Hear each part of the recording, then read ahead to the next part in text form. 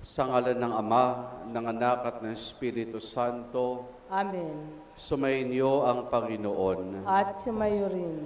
Mga kapatid, ngayong araw ay ating ginugunita ang pagdadala sa mahal na Birhen sa templo.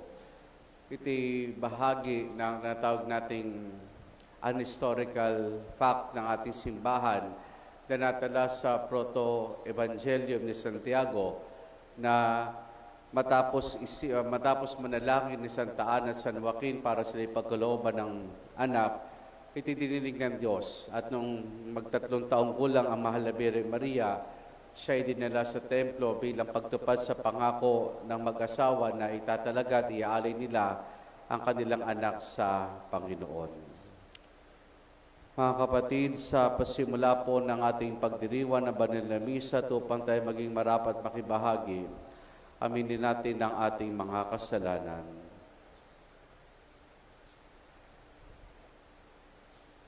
Inaamin ko sa makapangyarihang Diyos at sa inyo mga kapatid, dalawa akong nagkasala sa isip, sa salita at sa gawa at sa aking pagkukulang.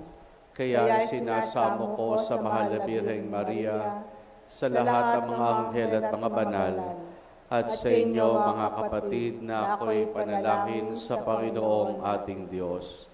Kawan tayo na makapangyarihang Diyos, patawarin tayo sa ating mga kasalanan, at patnubayan tayo hanggang sa buhay na walang hanggan. Amen. Amen.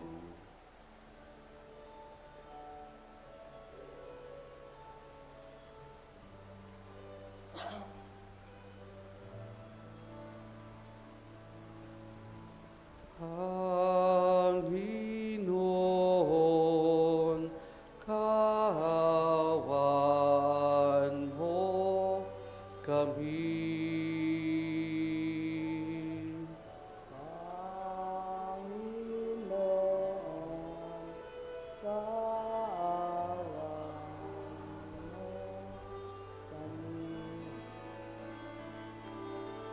Kristo, kawan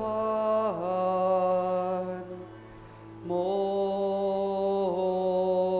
kami. Kristo, kaawaan mo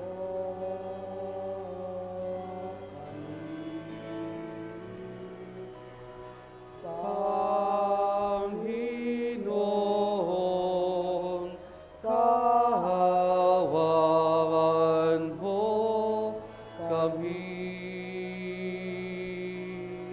Panginoon,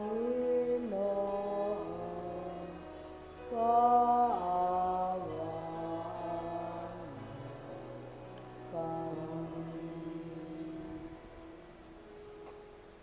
Manalangin tayo. Ama naming makapangyarihan, kaming gumugnita sa mahal na Birheng Maria ay humihiling na iyong pagbigyan pakundangan sa kanyang pagdalangin upang kami pagindapating tumanggap mula sa abot-abot na kaloob mo sa pamamagitan ni Jesus kasama ng Espiritu Santo magpa sa walang hanggan. Amen. Amen.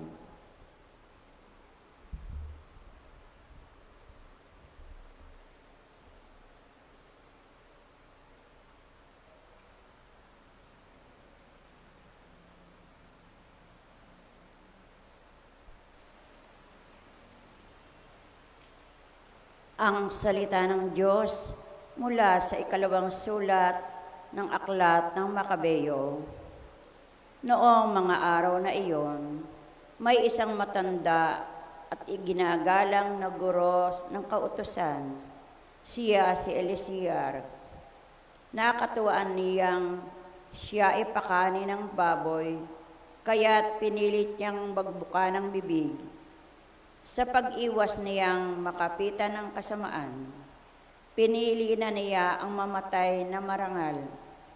Kaya't ang pagkaing pilit na isinubo ay kanyang iniluwa pagkatapos. Siya na ang kusang lumapit sa inihandang pagpaparusahan sa kanya.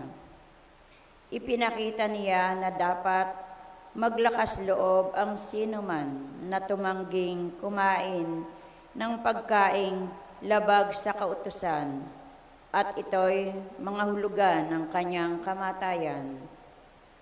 Ang mga napag-utusang magbigay kay Eliezer ng pagkaing labag sa kautusan ay dati na niyang mga kakilala.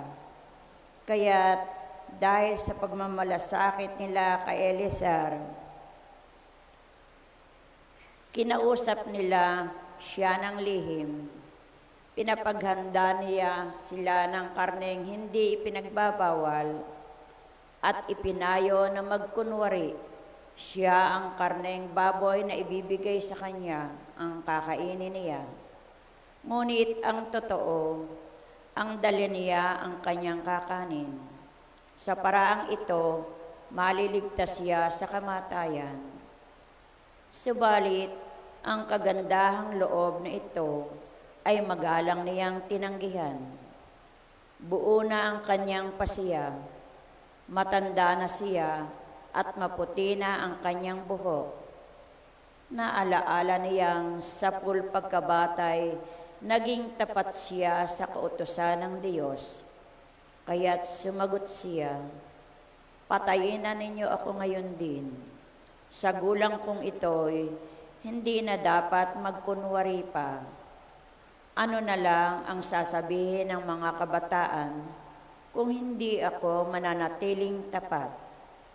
Hindi ba sasabihin nila na kung kailan ko inabot ang 90 taon, ay saka ko pa tatalikdan ang aking relihiyon? Kung ako'y magtaksil para lamang mabdugtungan ng kaunti ang aking buhay, para ko na rin iniligaw ang mga kabataan at binigyang kahihiyan ang aking katandaan. Maaring maiwasan ko ang parusa na ito, ngunit sa mabuhay ako o mamatay, hindi ako makaiiwas sa parusa ng makapangyarihan sa lahat. Kaya't tatanggapin ko na ngayon ang marangal na kamatayan na siyang magiging putong ng aking katandaan. Sa gayon, mag-iiwan ako ng isang dakilang halimbawa sa mga kabataan. Ang marangal at buong pusong paghahandog ng buhay alang-alang sa banal na utos ng Diyos." Matapos niyang sabihin ito, lumapit agad siya sa inihandang pagpapatayan sa kanya. Ang mga kaibigang nagmalasakit sa kanya ay nainis na rin. Para sa kanila'y kaululan lamang ang mga sinabi niya. Kaya't ginulpi niya siya hanggang sa mamatay. Ngunit bago malagutan ng hininga, sinabi ni Eliezer, "Ang Panginoon ang nakababatid ng lahat. Alam niya ang katakot-takot na hirap na tiniis ko sa pagpaparusang ito. Kahit ito'y maaaring maiwasan ko, alam din niyang maligaya kong tiniis itong hirap dahil sa aking pagmamahal sa Kanya."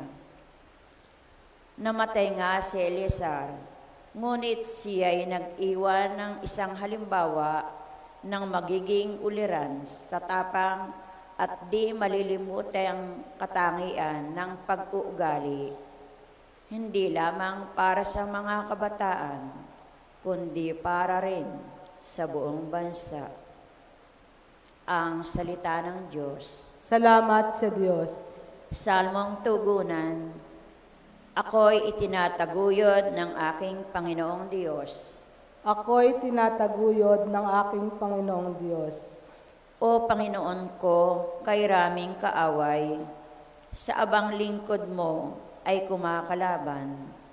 Ang palagi nilang pinag-uusapan, ako raw o Diyos, di mo tutulungan. Ako'y tinataguyod ng aking Panginoong Diyos. Ngunit ang totoo sa lahat ng oras, iniingatan mo at inililigtas. Sa aking tagumpay ang iginagawad, mahina kong loob ay pinalalakas.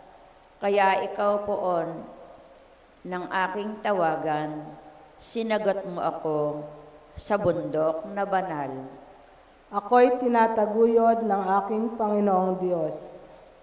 Ako ay humimlay, agad nakatulog, ligtas na nagising na ang iyong kinupkop. Libo mang kaaway, wala akong takot. Humanay man sila sa aking palibot. Halina o Diyos, iligtas mo ako. Lahat kong kaaway ay pasukuin mo. Ako'y tinataguyod ng aking Panginoong Diyos.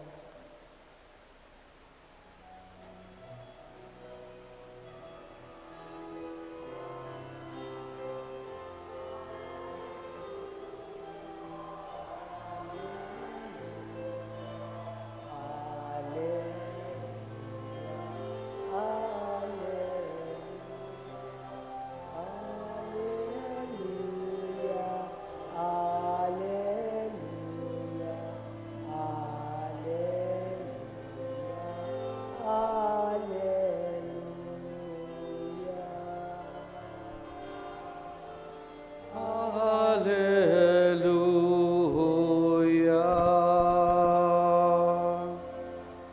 Sumainyo ang Panginoon. At sumayo rin. Ang mabuting balita ng Panginoon ayon kay San Lucas. Papuri sa iyo, Panginoon. Noong panahong iyon, pumasok si Jesus sa Jericho at naglakad sa kabayanan. Doon may isang mayamang puno ng mga publikano na nagngangalang Zaccheo at pinagsikapan niyang makita si Jesus upang makilala kung sino ito. Ngunit siya'y napakapandak at dahil sa dami ng tao, hindi niya makita si Jesus. Kaya't patakbo siyang nagpunpauna at umakyat sa isang puno ng sikomoro upang makita si Jesus na magdaraan doon. Pagdating ni Jesus sa dakong iyon, siya'y tumingala at sinabi sa kanya, Zaccheo, bumaba ka agad, sapagkat kailangan kong tumuloy ngayon sa bahay mo. Nagmamadali siyang bumaba at tubang-tubang tinanggap si Jesus. Lahat na nakakita nito ay nagbulong-bulungan. Nakikituloy siya sa isang makasalanan, wika nila. Tumayo si Zaccheo at sinabi, Panginoon, ibibigay ko po sa mga dukha ang kalahati ng aking ari-arian. At kung ako may nadayang sinuman, 4 bayo ang isasauli ko sa kanya. At sinabi sa kanya ni Jesus, ang kaligtasan ay dumating ngayon sa sambahayan ito, lipirin ni Abraham ang taong ito, sapagkat naparito ang anak ng tao upang hanapin at iligtas ang naligaw. Ang mabuting balita ng Panginoon. Pinupuri ka namin, Panginoong Jesucristo. Magandang umaga po sa inyong lahat. Ikaw ba'y matandang walang pinagkatandaan o matandang may pinagkatandaan? Minsan nadidinig natin yan sa katatanda rin, minsan sa mga bata. Mamitang sang ito, parang matandang walang pinagkatandaan.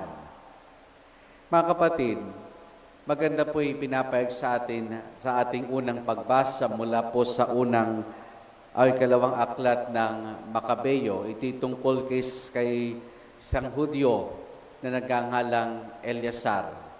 Siya napakatanda na. Kung matatanda natin kahapon ay binago ni Haring Alipio ang mga batas na nakipagkasundo na sa mga Hentil. Yung relihiyon ay unti-unti na niyang inalis. At ngayon, bahagi ng tradisyon, kautusan ng mga Hudyo ay hindi pagkain ng karning baboy. Yun ay pinagbabawal po sa kanila. Kaya nitong si Eleazar, yung mga kababayan niya, ay pilit siyang pinakakain ng karning baboy. pero ayaw niya. Noong una, naisubo sa kanya, pero iniluwa niya. Dahil dito, hahatulan siya ng kamatayan. Kaya yung ilang mga kababayan niya, marahil kaibigan niya ata ito, ay sinabi sa kanya at pinungkahin na magdala ka ng pagkain, ng sarili mong pagkain. At kapag pinakain ito, pagka pinakain ka ng hari ng karning baboy, iyan yung kainin mo. Kumbaga, pero andun parati yung sense of deception. Lokohin mo sila na kunwari ang kinakain mo ay karning baboy, pero ang kinakain mo talaga ay yung dala mong pagkain. Pag ginawa ito ni Eleazar, maliligtas siya. Hindi siya mahatulan ng kamatayan. Pero para kay Eleazar, mas nanaisip pa niyang mamatay ng tapat kesa madagdagan pa ang kanyang buhay. Matanda na siya. Hindi niya alam kung hanggang kailan pa siya mabubuhay na may dala-dala siyang alam niyang kasalanan laban sa Diyos. At dito inisip din niya na hindi siya magpapakita at magbibigay ng magandang halimbawa, lalo tigis sa ibang tao, lalo tigis sa mga kabataan, lalo tigit sa mga Hudyo na nagsusumikap na maging tapat sa kautusan, bagamat alam nila na napakahirap na ng pagkakataong yaon. Dahil nga, ando na yung pag-uusig na naranasan sa mamumuhay ayon sa kautusan, na mamumuhay ayon sa sinasabi ng kanilang reliyon na Judaismo. Mas pipiliin niyang manatiling matapat at mamatay kesa lokohin. Hindi ang kanyang sarili, kundi mga tao sa kanyang paligid, tapos ay mabubuhay siya. Siya isang magandang halimbawa ng matandang may pinagkatandaan. May pinagkatandaan sapagkat alam niya kung ano ang dapat gawin, alam niya kung ano yung nararapat at mabuting gawin upang magsilbing halimbawa para sa kanyang kapwa Hudyo. Palalabasin na kumain siya pero hindi naman. Ito hindi lang po tungkol sa mga matatanda na masabihin natin na ikay matandang walang pinagkatandaan o matandang may pinagkatandaan. Ito yung pinakita ni Eleazar ay isang magandang halimbawa para sa bawat isa sa atin na baka tayo mga Kristiyano na hindi naman nagiging Kristiyano.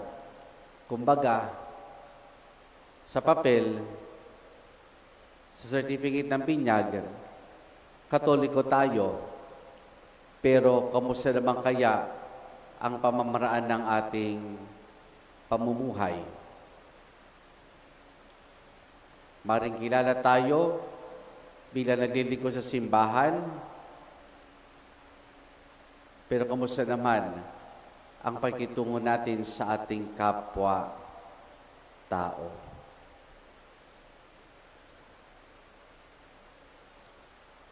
Mga kapatid, ito isang malaking hamon at magandang paalaala sa atin na minsan ay may pagkakataon na maring maloko natin ng iba. Pinalalabas na ganito tayo sa harapan nila, pero baka hindi naman totoo.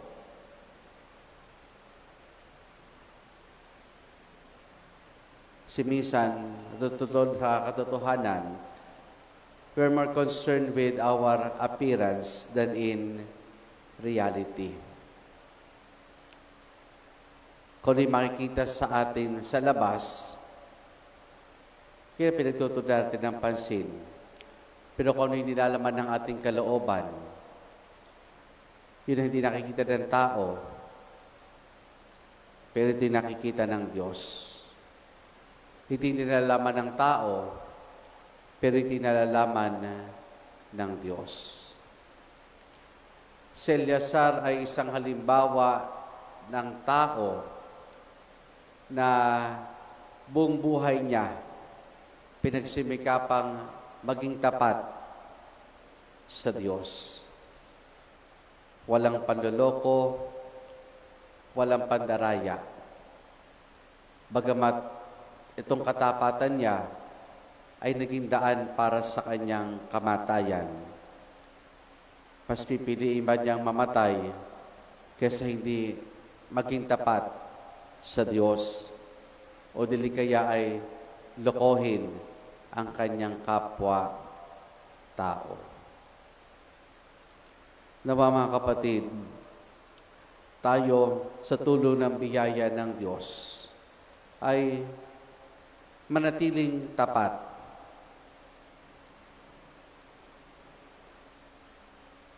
Tapat hindi lang sa salita, tapat sa pamamaraan nating pamumuhay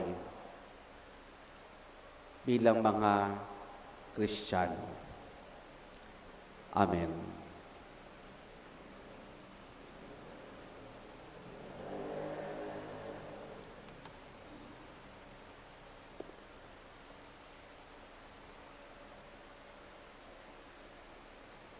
Sa araw na ito, sa paggunita natin sa pagdadala kay Maria sa templo, hilingin natin sa Ama na ipagkaloob sa atin ang biyaya ng pagiging bukas loob sa pag-aali ng ating buhay sa Diyos. Ating itutugon, Panginoon, baguhin mo kami upang maging katulad ni Maria, ang aming ina. Panginoon, baguhin mo kami upang maging katulad ni Maria na aming ina.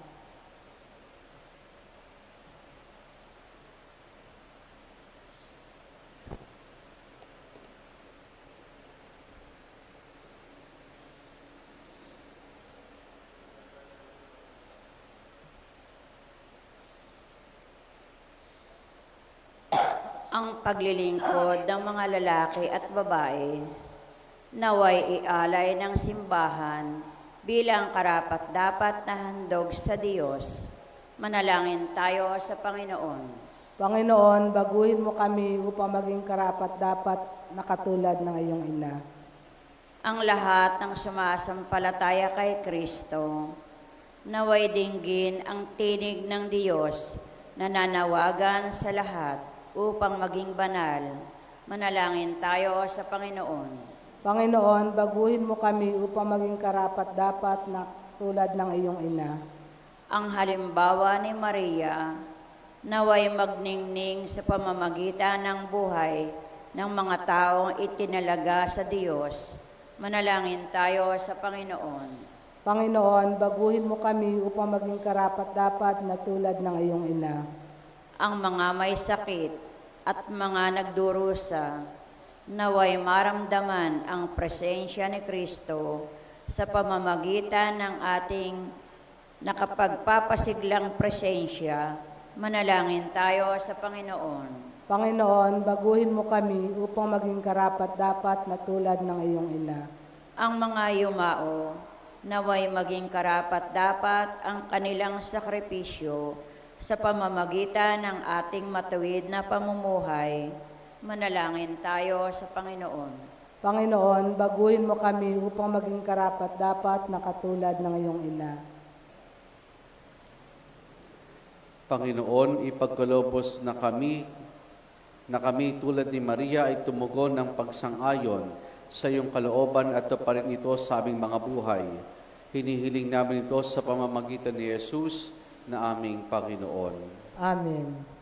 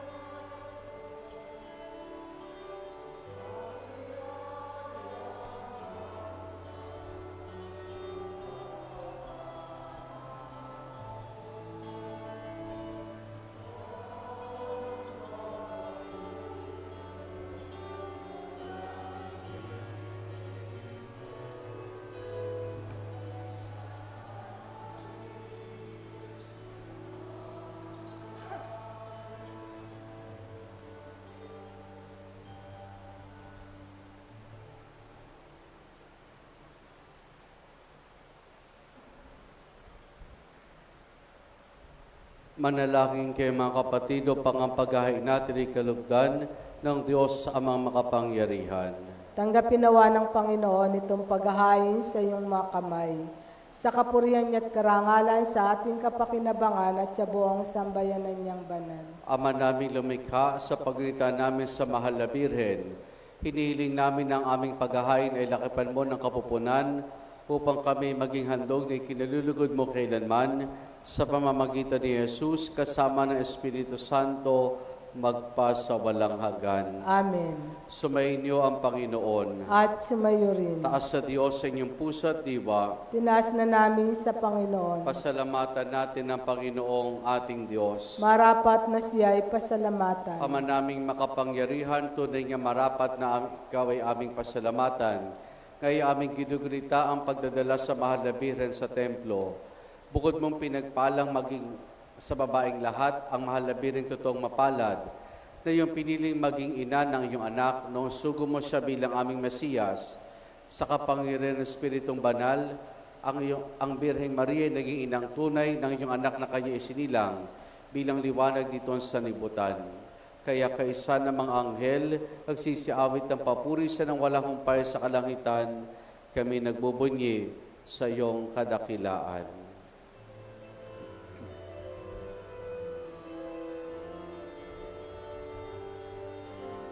Santo, Santo, Santo, Diyos makapangyarihan. Puspos ng luwalhati ang langit at Hosana, Hosana sa kahitasan, pinagpalang narito sa ngalan ng Panginoon. Hosana, Hosana sa kahitasan, Hosana, Hosana sa kahitasan.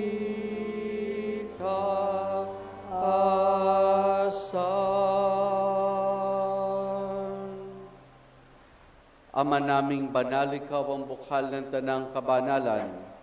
Kaya sa pamamagitan ng iyong Espiritu, gawin mong banal ang mga kaloob na ito upang para sa amin, maging katawan at dugo ng aming Panginoong Hesukristo. Bago niya pinagtiis ang kusang loob na maging handog, hinawakan niya ang tinapay, pinasalamatan kaniya, pinaghati-hati na yon. Iniabot sa kanya malagad at sinabi, tanggapin ninyo lahat ito at kanin itong aking katawan na ihahandog para sa inyo.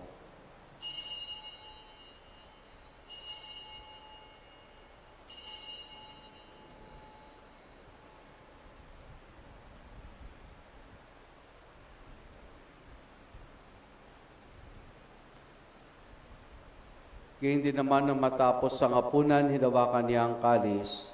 Muli kanyang pinasalamatan. Iniabot niyang kalis sa kanyang malagad at sinabi, tanggapin ninyo lahat ito at inumin itong kalis ng aking dugo ng bago't wala hanggang tipan. Ang aking dugo na ibubuhos para sa inyo at para sa lahat sa kapagpapatawad ng mga kasalanan. Gawin ninyo ito sa pag-alaala sa akin.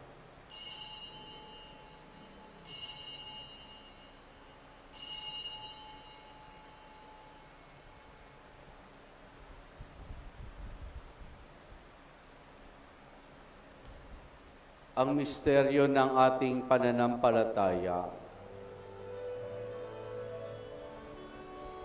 Si Kristo ay gumitahin, sarili ay inihain, bilang pagkain inumin, pinagsasaluhan natin, hanggang sa siya'y dumating, hanggang sa siya'y dumating. Ama, ginagawa namin ngayon ang pag-alaala sa pagkamatay at muling pagkabuhay niyo anak, kaya tinialay namin sa iyong tinapay na nagbibigay buhay at ang kalis sa kakaloob ng kaligtasan. Kami nagpapasalamat dahil kami minarapat at tumayo sa harap mo para maglingkod sa iyo. isinasamo namin kaming magsasalo-salo sa katawan at dugo ni Kristo ay mabuklod sa pagkakaisa sa pamamagitan ng Espiritu Santo. Ama, lingapin mo ang simbahan laganap sa buong daigdig. Puspusin mo kami sa pag-ibig kaya sa ni Francisco naming Papa at ni Dennis aming Obispo at ng Tanang Kaparian. Alalahanin mo rin mga kapatid naming nahimlay na may pag-asang sila'y muling mabubuhay, gayon din na lahat ng mga pamana at mga kaluluwa sa purgatorio. Kaawan mo sa patuloyin sa iyong kaliwanagan. Kaawan mo at pagindapati kaming lahat na makasalo sa iyong buhay na walang wakas. Kaysa ng mahal na Birheng Maria na Ina ng Diyos, ang kanyang kabiyak ng puso si San Jose, kaysa ng mga apostol ni San Juan Bautista at ang lahat ng mga banal, kana mo'y dito sa daigdig ng kalugod-lugod sa iyo, may pagdiwanawa namin ang pagpupuri sa kararangal mo sa pamamagitan ng iyong anak na aming Panginoong Heso Kristo. Sa pamamagitan ni Kristo, kasama niya at sa Kanya, ang lahat ng parangal papuri sa iyo, Diyos amang makapangyarihan, kasama ng Espiritu Santo, magpa sa walang hanggan.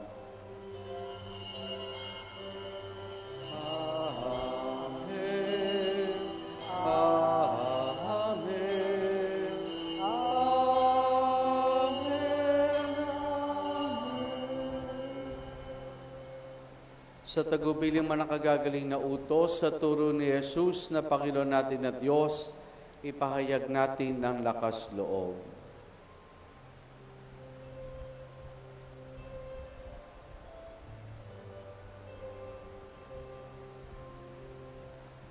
Ama namin, sumasalangit ka, sambahin ang ngalan mo, mapasa amin ang kaharian mo, sundin ang loob mo dito sa lupa para nang sa langit. Bigyan mo kami ngayon ng aming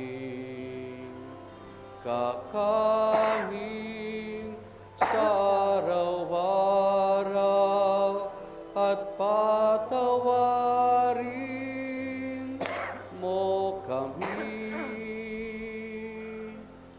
sa aming mga sala para ng pagpapatawad namin sa nagkakasala sa amin, at huwag mo kaming ipahintulot sa tukso, at iadya mo kami sa lahat ng masama.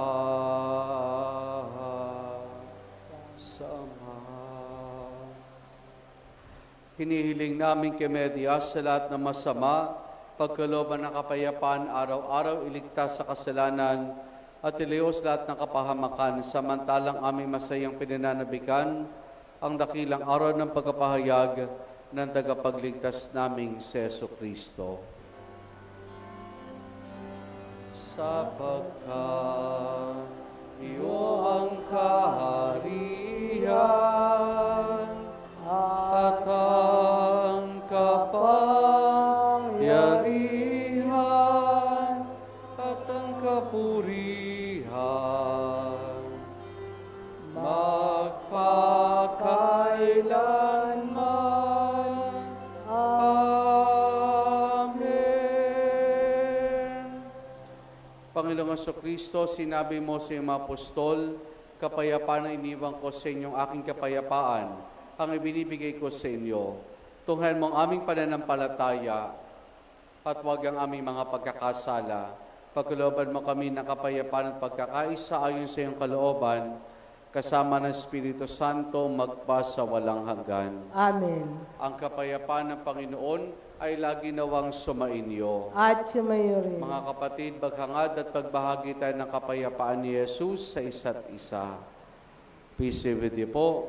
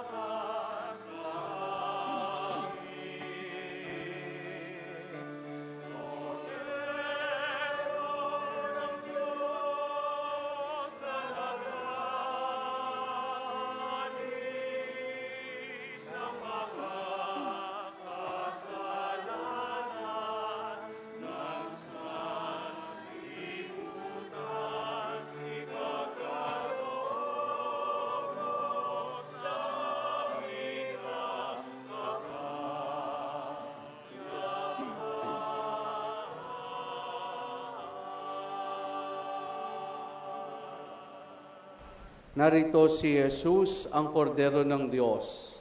Siya nagaling sa mga kasalanan ng sanlibutan. Mapalad ang mga inaaniya niya makiisa sa kanyang banal na piging. Panginoon, hindi ako karapat-dapat na magpatuloy sa iyo, ngunit sa isang salita mo lamang ay gagaling na ako.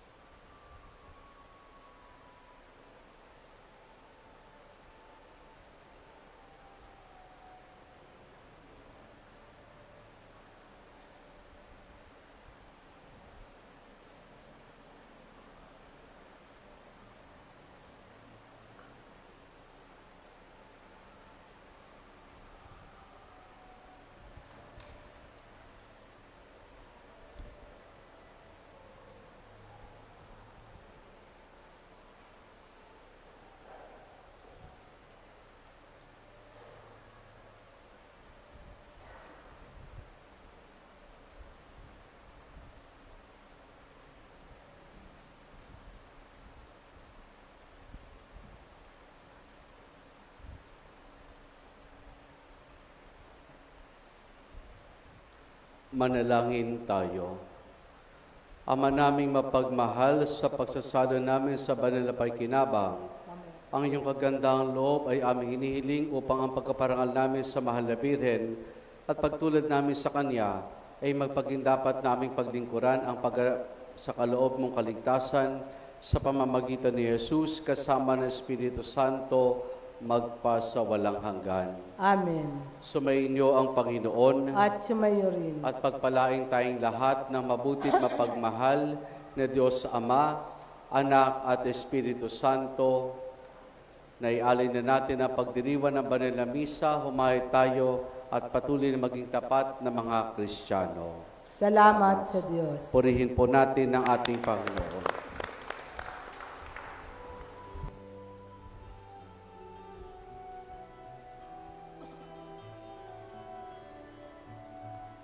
Ang puso ko'y nagpupuri sa Panginoon, nagagalak ang aking espiritu sa aking tagapagligtas. Magandang umaga po sa ating lahat.